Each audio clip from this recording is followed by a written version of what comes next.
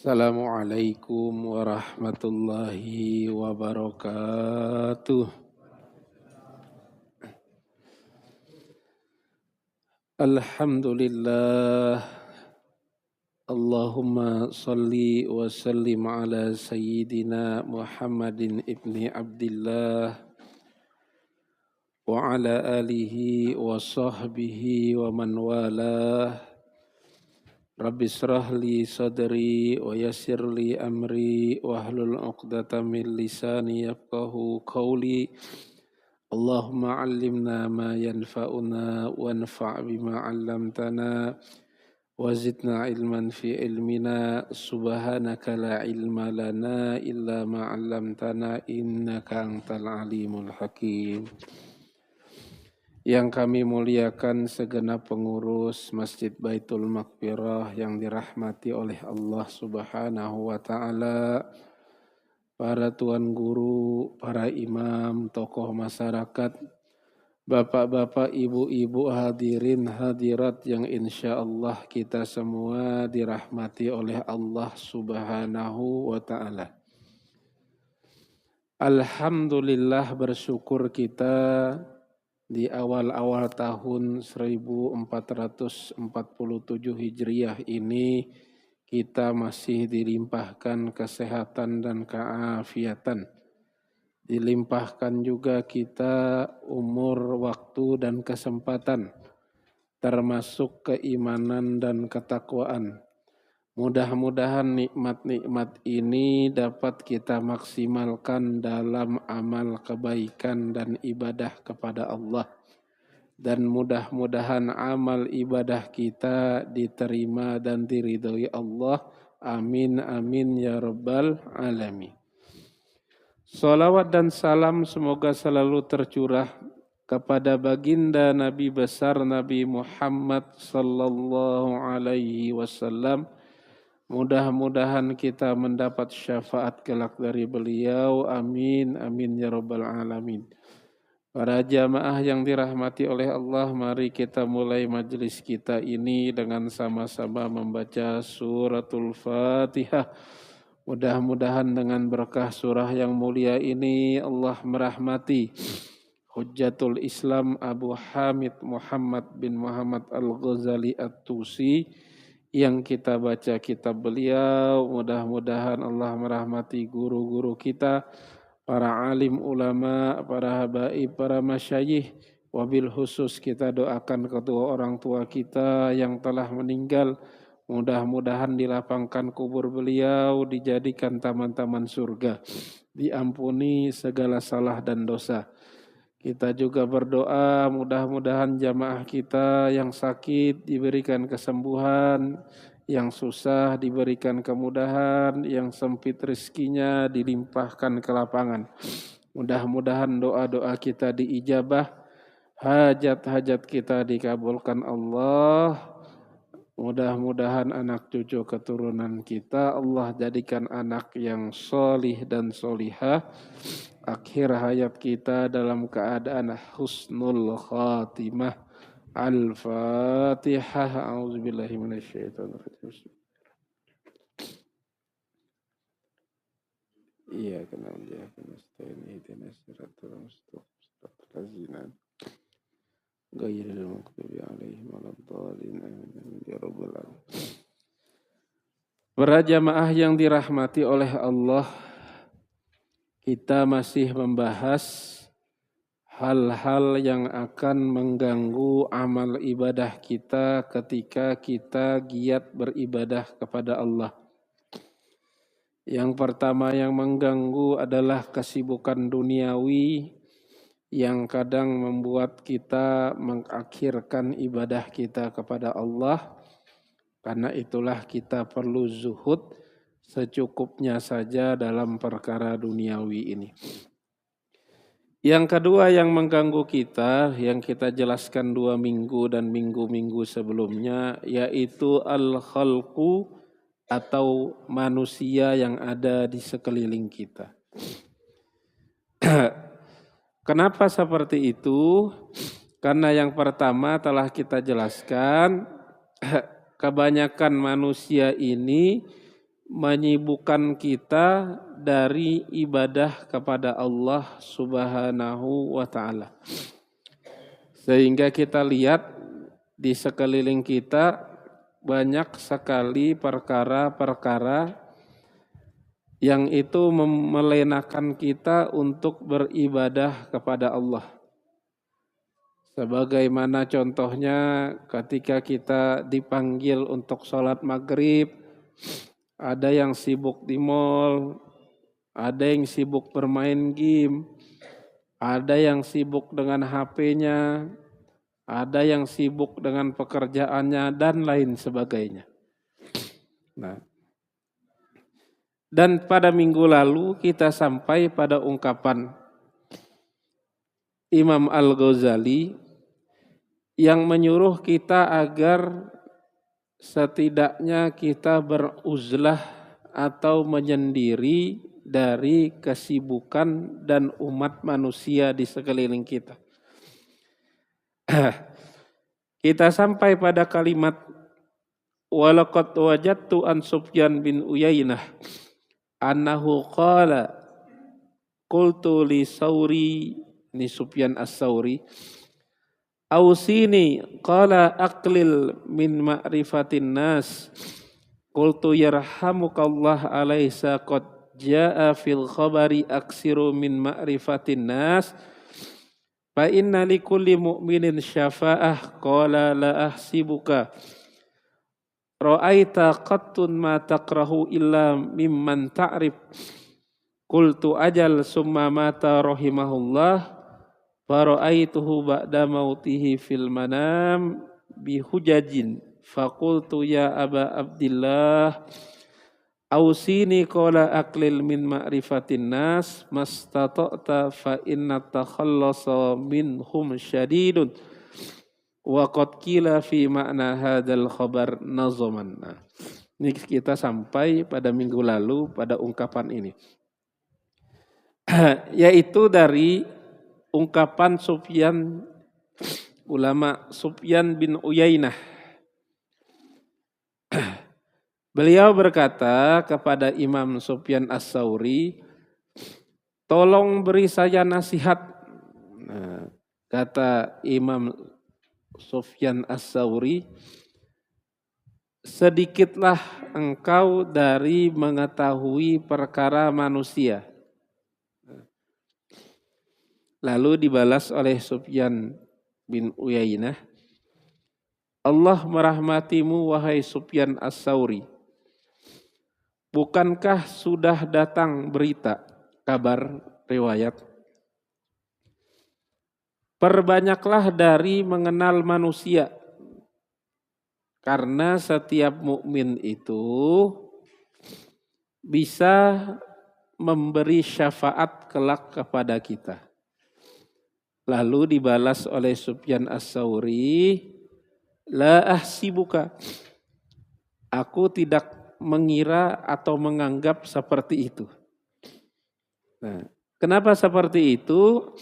Ru'aitu qattun ma takrahu illa mimman ta'rif.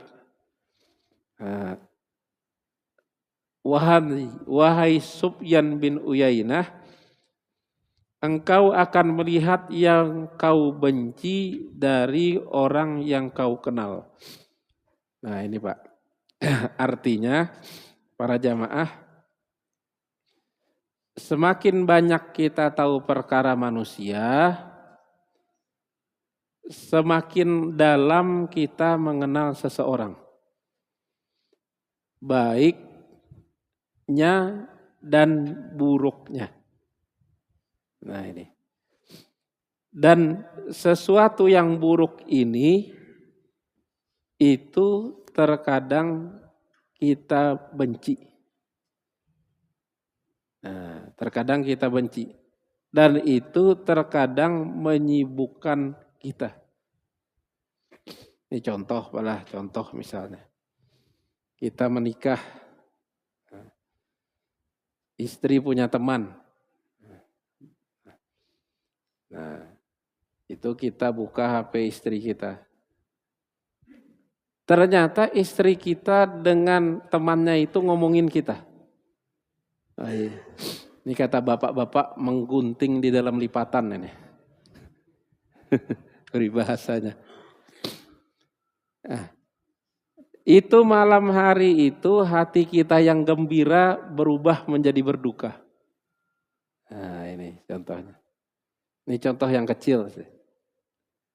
Itu kalau kita tidak tahu, malah kita biasa-biasa saja dengan istri itu, senyum, bahagia. Padahal yang dibilang di WhatsApp itu, suami sampean itu kok kemana-mana pakai baju hitam terus gitu. Tersinggung nih, suaminya tersinggung. Padahal cuma komen seperti itu. Suaminya marah dengan istrinya, marah juga dengan temannya. Walaupun dongkolnya di dalam hati aja Pak. Nah, jadi kebanyakan kalau kita terlalu banyak tahu, kita itu kadang tahu yang baik, tahu yang buruk. Nah, yang buruk itu yang tidak kita suka Pak. Sehingga dalam Al-Quran itu dilarang kita mencari-cari tahu apalagi keburukan manusia. Nah, mencari. Dan kita itu bersyukur banyak tidak tahu. Orang yang tidak tahu itu selamat Pak. Karena tidak dituntut. Nah, naik sepeda motor dari pedalaman, misalnya dari daerah Kutai Barat. Nah, tidak tahu rambu-rambu, kalau merah ini stop, kalau hijau jalan. Kata Pak polisi, kenapa jalan Pak? Saya tidak tahu Pak, itu ada lampu. Nah, namanya tidak tahu ya tidak bisa dituntut. Tidak tahu Pak saya. Tidak punya HP, tidak punya HP Pak. Baru masuk Islam. Nah, hari ini 1 Ramadan Pak, wajib puasa. Tidak tahu saya Pak hari ini puasa. Tahunya baru sholat, tidak dituntut. Artinya cukup diganti nanti, tidak berdosa. Nah ini untungnya orang yang tidak tahu. Nah tapi banyak juga ruginya. Nah ini kira-kira ungkapannya. Sehingga dalam sebuah nazom ini syair Pak. Penyair Arab mengatakan, maziltu muzlahal musibu, apa ini? Bima faraqi ufattisu ala hadzal wara wa aksifu. Nah, artinya sejak di sela-sela rambutku ini beruban, ini ungkapan syair Pak. Nah, sejak tumbuhnya uban di sela-sela rambutku ini, aku memeriksa rahasia dan menyingkapnya, artinya menemukannya. Pamaan arabtun nasa illa zamamtuhum zazallahu khairan akulla man lastu a'rib wa mali zanbun astahiqu bihil jafa siwa annani ahbabtu man laisa yunsif. Jadi sejak timbulnya uban itu, ini kata penyair ini, saya berusaha mencari sebuah rahasia dan menemukan tidaklah seseorang yang aku ketahui kecuali aku pernah mencelanya. Nah ini Pak. Jadi tidaklah seseorang yang aku ketahui kecuali aku mencelanya. Nah, dan semoga Allah memberi kebaikan kepada orang yang tidak aku ketahui. Jadi bahasanya ini Pak, kalau kita kenal orang itu, kemungkinan kita berbuat buruk ke orang itu besar. Karena kita kenal. Kalau tidak kenal ya jarang. Misalnya kita ngomongin orang Pak, oh itu kalau jualan mahal, gula di mana-mana 12.000, di situ kalau jualan 15.000. Oh iya kata istrinya, barangnya lama-lama lagi. Nah itu kan orang yang kita kenal Pak. Kalau orang yang tidak kita kenal di seberang Sungai Mahakam sana, tidak mungkin kita omongin. Sehingga kata penyair ini, aku mencari-cari ketika uban, saya mencari-cari ketika uban ini tumbuh dan kutemukan rahasia. Tidak ada satu orang pun yang aku mengenalnya, pasti aku pernah mencelanya. Nah ini, termasuk dengan istri kita. Ayo, bapak, ayo yang tidak mau ngaku, pernah nggak marah ke istrinya? Ibu ini gitu kan. Nah misalnya. Jadi kemungkinan kita menyakiti orang itu justru kepada orang yang kita kenal atau orang yang dekat. Sehingga Pak Polisi kalau ada kejahatan mencek selalu daerah TKP jangan sampai berubah. Tempat kejadian perkara. Karena kejahatan itu tidak jauh dari sekelilingnya. Nah, dan semoga Allah memberi kebaikan kepada orang yang tidak ku kenal, tidak saya kenal. Nah ini kata penyair. Wa ma li zanbun astahiqqu bihil jafa. Nah. Jadi siwa annani ahbabtu man laisa yunsib. Nah, maka tidaklah aku memiliki dosa kecuali seseorang yang tidak berhak kujauhi. Kecuali aku mencintai seseorang yang tidak baik. Nah ini terbalik-balik bahasanya. Artinya tidaklah aku memiliki dosa kecuali orang yang kau ketahui. Nah, wakila kutiba ala babid dar jazallahu man la ya'rifuna khairan wa la zaza bidzalika asdiqana. Fama uzina qattun illa minhum. Jadi sehingga dikatakan ditulis di atas pintu rumah Sufyan As-Tsauri. Nah, semoga Allah memberi balasan kepada orang yang tidak kami ketahui dengan kebaikan. Dan tidak ada balasan kepada teman-teman kami. Artinya teman-teman yang tidak tersakiti.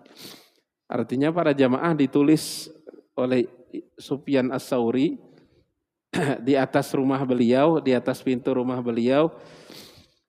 Semoga Allah membalas kebaikan kepada orang yang tidak kami kenal. Artinya orang ini tidak tersakiti oleh kita.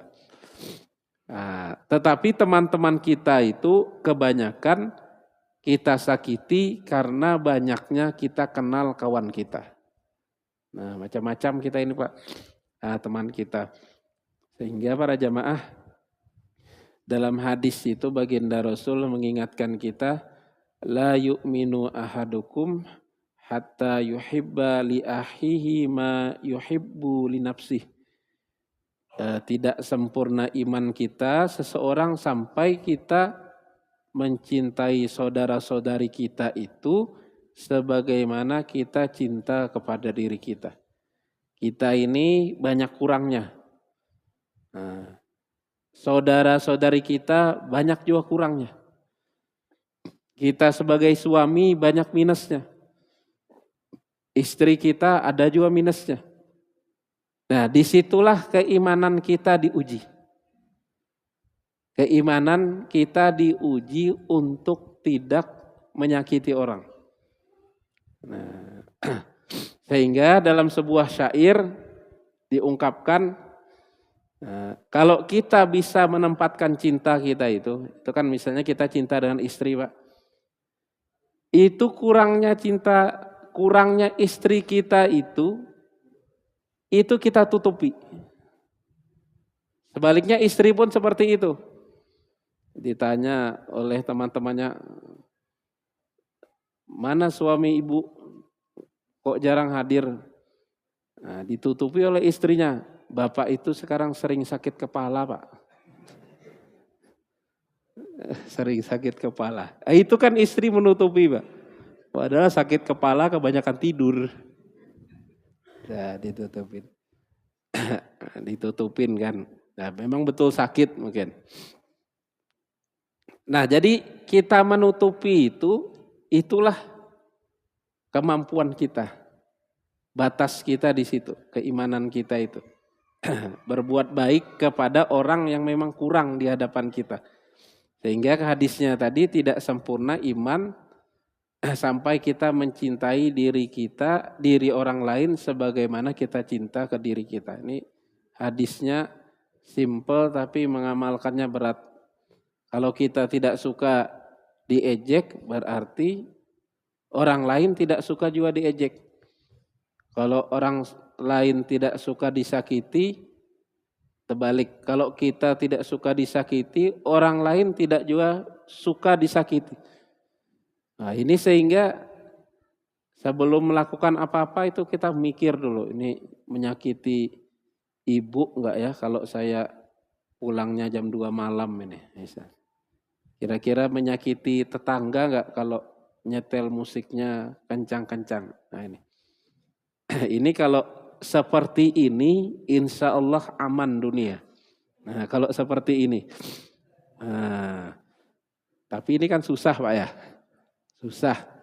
Kita itu kan ngomong dulu baru mikir. Ya, kita itu kan ngomong dulu baru mikir. Padahal kan disuruh mikir dulu baru ngomong. Nah ini kita. Nah ini petuah-petuah Nabi yang diterjemahkan dalam kehidupan nyata oleh Imam Al-Ghazali.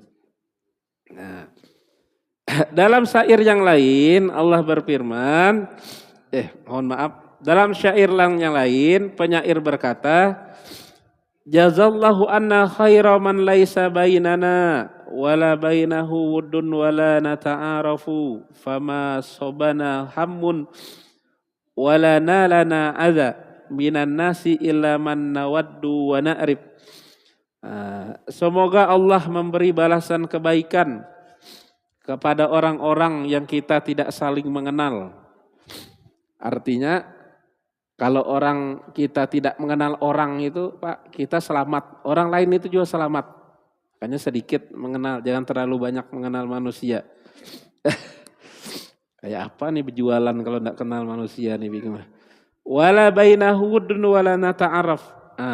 Dan tidak ada di antara kami rasa cinta dan kami tidak saling kenal. Fama sobana hammun wala nalana aza. Tidak ada juga kesusahan yang kami limpahkan kepada mereka, sebagaimana kami tidak tersakiti oleh mereka. Minan nasi ila man nawaddu wa na'rib. Dari sekelompok manusia yang kami sakiti itu kecuali yang kami cintai dan kami kenal. Misalnya suami mencintai istri, tapi sering juga kadang suami itu menyakiti istri, istri menyakiti suami. Nah kan sering itu karena kenal Pak. Dan kita kadang mencintainya. Dan orang yang dicintai kemudian tersakiti itu sakitnya luar biasa. Misalnya kita punya teman Pak, kita percaya apa-apa kita bantu. Ternyata di dalam mengkhianati kita. Contohnya apa? Misalnya bekerja di tempat kita sudah lama bertahun-tahun kita percaya. Sebelum 1 Muharram hilang orangnya, hilang juga tabungan kita di situ. Uang gitu kan Pak lah. Habis itu perhiasan ibu, istri kita hilang juga. Hilang orangnya, hilang juga harta benda kita. Itu sakitnya luar biasa. Itu kalau bisa balas, bisa dipotong tangannya saya potong 20 kali. Gitu. Kalau orang lain Pak itu biasa saja. Orang lain yang mengambil barang kita, ini yang mengambil. Tapi kalau orang dekat kita, kok bisa-bisanya sampean gitu. Kok bisa, itu. Nah ini kita menerjemahkan petuah-petuah hadis baginda Rasul dalam kehidupan kita yang nyata ini, sekarang ini. Sehingga para jamaah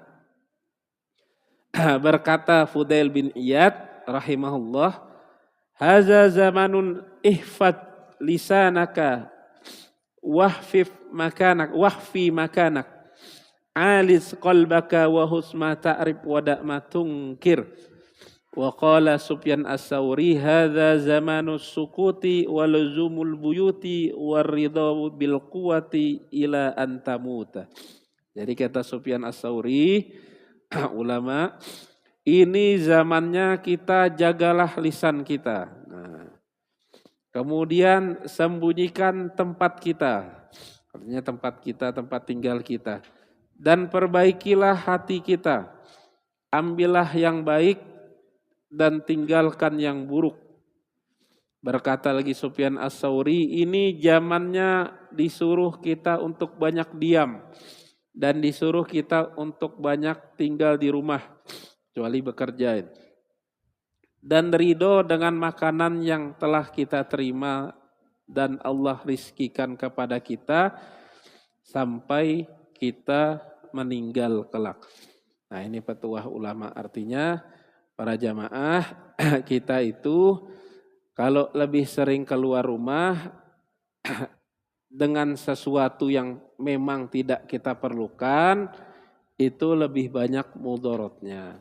Kalau keluar rumahnya untuk bekerja, untuk ke masjid, ke majelis taklim, silaturahmi, ziarah, nah ini tujuannya jelas. Tapi kalau tujuannya kemana Pak? Mas nyari angin gitu kan.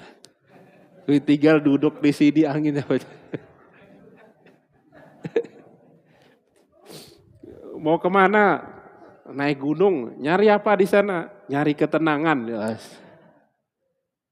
Kata ibunya Pak, ya masuk dalam kulkas dulu tenang. Ini. Jadi para jamaah jangan dianggap perintah uzlah tadi kita tidak kemana-mana. Nah, tapi uzlah di sini artinya kalau tidak penting di rumah saja kita. Ada istri, ada anak, kecuali ada maslahat, ada kebaikan dan tujuannya baik. Sehingga kata Imam Al-Ghazali dalam kitab yang lainnya, Bidayah wal Hidayah, itu kata beliau, semua yang kita lakukan, misalnya keluar rumah, kalau tujuannya untuk mencari keridhaan Allah, itu dinilai sebagai ibadah. Nah, jadi semua yang kita lakukan, tadi bekerja, silaturahmi, ziarah, ke masjid, memenuhi undangan pernikahan, nah itu bernilai ibadah. Tapi kalau cuma senang-senang, nah ini sebaiknya kita tinggalkan. Artinya kita pilih yang lebih baiknya yaitu tetap di rumah. Nah, berkata Imam Asy-Syafi'i sebagai nasihat kepada Yunus ibni Abdil A'la. Nah, kata Imam Syafi'i, demi Allah, tidaklah aku katakan di sini kecuali sebagai nasihat. Nah, nasihat ini dalam kitab Diwan Imam Syafi'i. Jadi, innahu laisa ila salamah minan nas min sabil.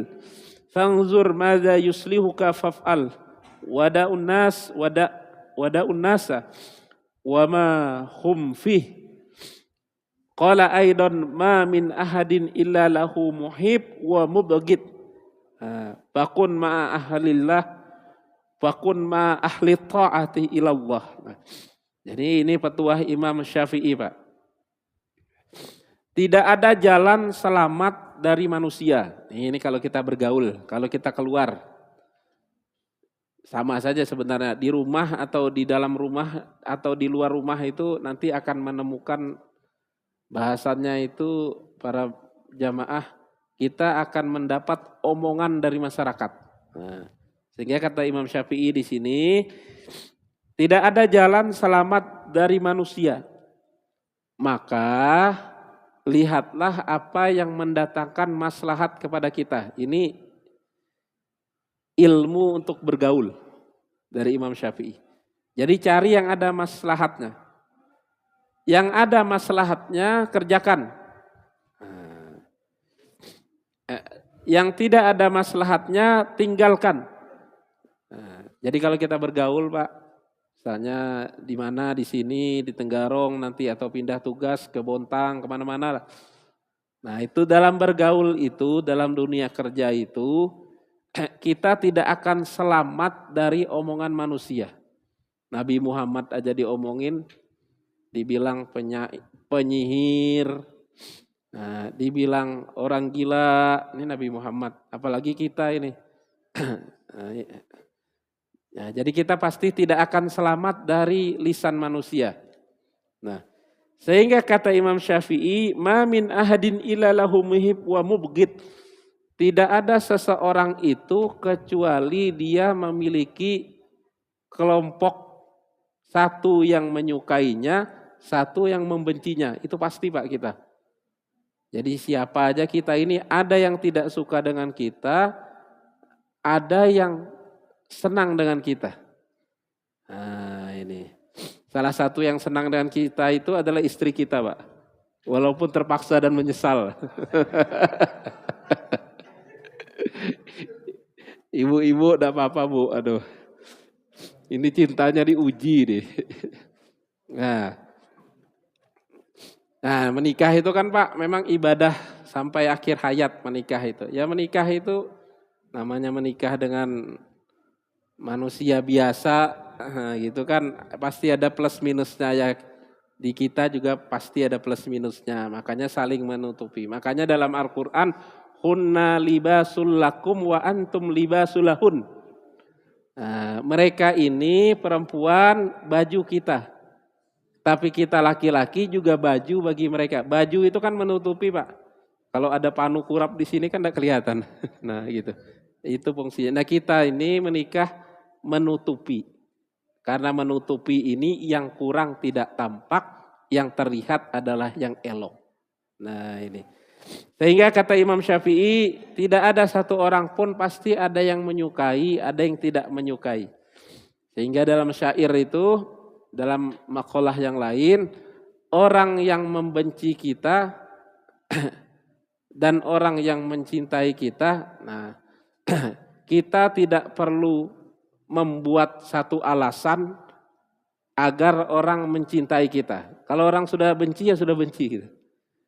Sebagaimana kita tidak perlu juga membuat satu perkara kalau orang menyukai kita pasti akan memaklumi kita, Pak. Nah, kalau istri kita kan salah jalan ya maklum, bapaknya banyak pikiran gitu. Nah, kalau orang tidak suka dengan kita, naik motor, naik mobil salah jalan, jalan aja salah jalan, apalagi belanja pasti salah gitu kan. Nah, gitu. Jadi kalau orang tidak suka itu Pak, kita cari alasan bagaimanapun pasti salah. Tapi kalau orang memang senang itu akan memaklumi kita. Nah, itu perkataan makalah di makalah yang lain. Nah, sehingga kata Imam Syafi'i, fakun ma'a ahli ta'atillah. Maka dalam bermasyarakat ini berkumpullah bersama orang-orang yang taat kepada Allah. Sudah itu jalannya. Jadi kalau di kantor mana yang mengajak kita taat sudah gabung. Kalau di masyarakat ikut ke situ. Kalau di keluarga besar kita mana ikut ke situ. Tapi secara umum tetap bergaul. Tapi kemana kita lebih sering berkumpulnya, carilah yang taat kepada Allah. Kemudian berkata Imam Sufyan As-Sawri, ridon nas ghayah la tudrak. Senangnya manusia itu adalah sesuatu yang tidak akan bisa kita ketahui. Nah, kadang kita itu kan Pak, biar diterima orang, disenangi masyarakat, kita bikinlah apa yang disenangi masyarakat. Nah, misalnya disukai orang, apa? Kawan kita ini senang, misalnya senang mancing, nah, kita ini enggak senang mancing. Tapi kita maksa ikut-ikut mancing. Biar disenangi teman kita. Nah padahal kesenangan orang kepada kita itu sesuatu yang susah untuk diketahui. Nah, ujung-ujungnya bukan kita dapat hasil mancing, kita dipancing buaya. Ya di Handil kan banyak buaya. Nah, ridonas goyah la tudrok. Jadi para jamaah, kalau kita mencari agar manusia senang ke kita, itu kita capek sampai akhir hidup kita. Biar bisa diterima di sini, disenangi di sini, kemudian di sini juga senang, di sana juga senang, itu susah. Nah, tetapi ada yang pasti, waridallah goyah la tutrok. Tapi kalau kita mencari ridho Allah, sesuatu yang pasti tidak akan Allah tinggalkan. Nah, sehingga standarnya para jamaah dalam bermasyarakat ini, kita cari saja mana yang diridhoi Allah. Misalnya kita kumpul-kumpul, makan-makan, ada yang main kartu, macam-macam misalnya. Nah, sudah azan, Allahu Akbar, Allahu Akbar. Nah, kita ke masjid. Wah, nanti dulu, kata masyarakat. Sabar dulu, Pak. Baru azan. Nah, oke, kita tunggu. Belum, Pak, belum komat. Ya, kita tunggu. Sudah komat, tenang, Pak. Imamnya panjang malam hari ini. Jadi hafal rupanya itu. Imamnya panjang. Imamnya panjang, Pak, tenang. Main masih kita main kartu gitu kan. Wah, baru rakaat pertama kan, Pak. Nah, panjang kan imamnya. Nah, selesai rakaat pertama, wah rakaat kedua gitu kan. Nah, ujung-ujungnya kita tidak sholat. Nah, ini kita menyenangkan manusia, padahal hati manusia itu terbolak-balik. Malam ini senang, besok bisa benci. Sehingga dalam doa gitu ada kita diajarkan, Allahumma sabbit qalbi ala dinik. Nah, itu kan doa, Pak. Ya Allah, tetapkan hati kami dalam keimanan terhadap agamamu ini ya Allah. Karena kita ini kepada Allah itu juga terbolak-balik hatinya imannya. Malam ini senang, bisa semangat sholat isya. Besok dapat musibah, bisa lupa sholat subuh. Nah, ini kan kita ini terbolak-balik juga, Pak. Nah, begitu juga hati manusia terbolak-balik. Hari ini senang, besok benci. Hari ini kekasih, besok bisa menjadi musuh. Nah, kemarin musuh, hari ini satu dalam rumah tangga, misalnya jadi menikah, jadi macam-macam hati. Sehingga patokannya adalah carilah ridho Allah, karena Allah pasti tidak akan meninggalkan kita. Nah, ini petuah Imam Sufyan Ats-Tsauri dalam ketika kita hidup bermasyarakat. Nah, wa an Dawud At-Ta'i rahimahullah sum anid dunya waj'al fitrakal akhirah wa firra minan nas firaraka minal asad. Wan Abi Ubaidah ma ra'aitu hakiman qattun illa qala fi aqiba kalamihi in ahbabta alla tu'raf fa anta minallahi ala balin wal ahbaru fi hadzal bab aksar min ayyahtamilaha hadzal kitab. Jadi berkata ulama juga Dawud At-Ta'i yang dirahmati oleh Allah, sum anid dunya. Nah, diamlah kita. Nah, atau cukupkanlah diri kita dari dunia ini.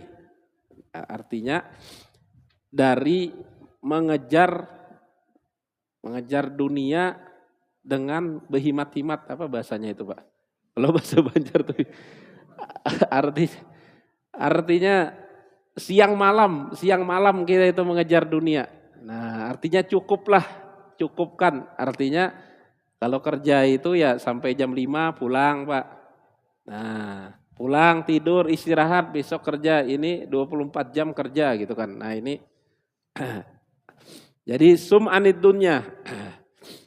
Waj'al fitrakal akhirah, dan jadikanlah fitrah kita itu kepada perkara akhirat. Dan larilah dari manusia seperti larinya engkau dari kejaran singa. Nah, ini bahasa peribahasa. Artinya ini kalau kita terjemahkan sekarang memang bingung, Pak. Kayak apa kita ini, ada manusia lari, ada manusia lari, ada manusia lari.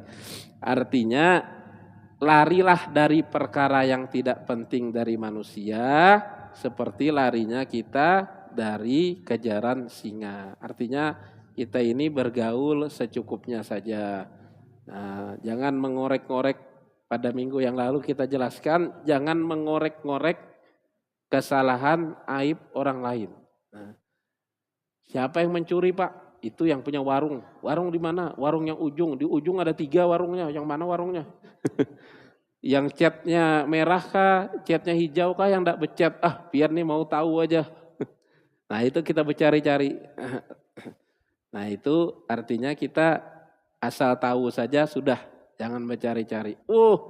Yang warungnya becat merah. Besok-besok kita cari mana yang becat merah gitu. Sekali dapat, ini ternyata. Nah itu kita Pak dilarang seperti itu. Jadi cukup kita tahu secara umum saja. Berkata Abu Ubaidah, tidak pernah aku melihat orang yang punya hikmah, artinya ahli hikmah, kecuali mengatakan di akhir kalimatnya, artinya orang yang memiliki hikmah, ala tu'raf fa anta minallahi ala balin. Ahbabta ala tu'rafa fa anta minallahi ala balin. In ahbabta alla tu'raf fa anta minallahi ala balin. Jika engkau senang tidak diketahui orang, sesungguhnya engkau adalah termasuk orang yang mendapat perhatian dari Allah. Nah ini. Jadi artinya Pak, kita itu lebih baik menyembunyikan diri. Artinya jangan dikenal di mana-mana. Tapi kalau Pak RT harus dikenal Pak. Nanti susah urusan KTP. Nah ini kan ada keperluan, ada maslahat di situ. Nah, kalau tidak ada maslahat, sebaiknya kata ulama di sini kita tidak perlu mengenalkan diri kita. Pak saya mau mencalon jadi anggota DPR misalnya. Ini perlu dikenal orang. Nah itu dikenal orang bagaimana ini biar orang tahu. Nah kalau perlu dikenal orang, ada maslahatnya, tidak masalah. Tapi kalau tidak ada maslahatnya, sebaiknya tidak perlu kata. Nah, jadi tidak diketahui itu lebih selamat. Jadi secukupnya sabar, secukupnya saja. Dan kisah-kisah tentang ini ada banyak. Sebagaimana kami tulis dalam kitab tersendiri namanya Kitabul Ahlakil Abror wan Najati Minal Ashror. Jadi nama kitabnya Akhlak orang-orang yang baik, terpuji dan selamat dari keburukan. Ini disuruh kita membaca kitab yang satunya. Nah ini yang pertama Pak. Jadi kalau kita runut ke 1 bulan atau 2 bulan yang lalu, yang mengganggu kita itu manusia di sekeliling kita dari amal ibadah. Kenapa? Alasannya pertama, annahum yusgilunaka an ibadatillah. Orang di sekeliling kita ini menyibukkan kita dari ibadah kepada Allah. Nah, orang nih. Kalau tidak menyibukkan kita berarti ini orang baik. Nah, bisa jadi orang baik, orang tidak perhatian. Tapi kebanyakan Pak menyibukkan kita. Nah, misalnya di pasar, misalnya menyibukkan kita dari beribadah kepada Allah. Atau mengajak kita kepada keburukan. Nah, yang kedua alasannya kenapa kita perlu uzlah atau kadang menyendiri. Allati taqtadi tafarruda anin nasi fi hadha sya'ni anna nasa yufsiduna alaika ma yahsulu laka minal ibadah. In lam ya'simillahu subhanahu bisababin ma ya'ridu min kibalihim min dawair riya wa tazayyun. Nah, para jamaah tadi kan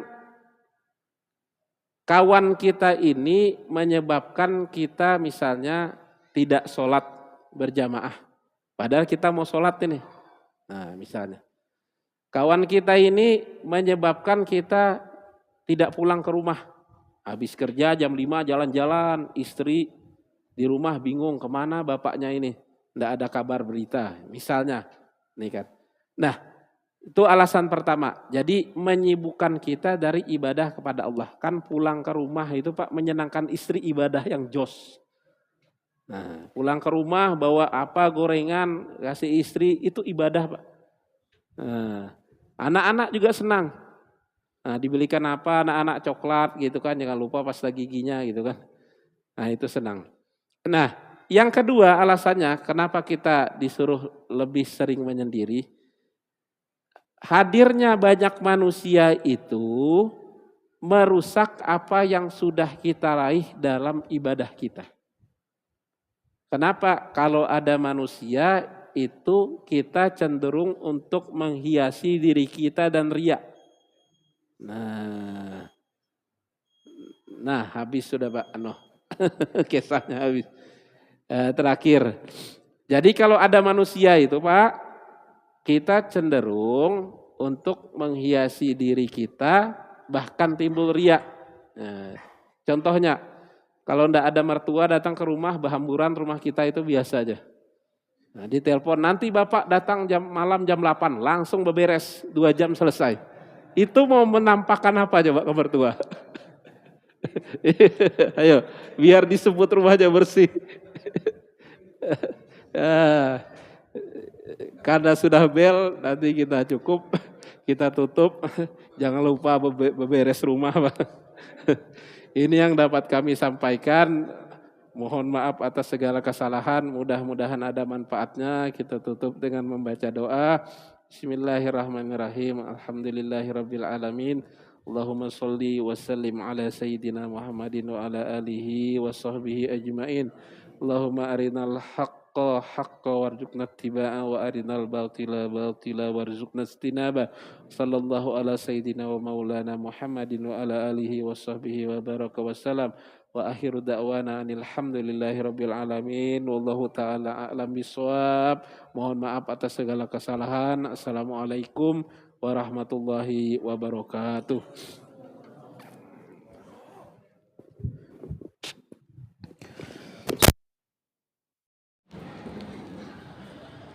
Allah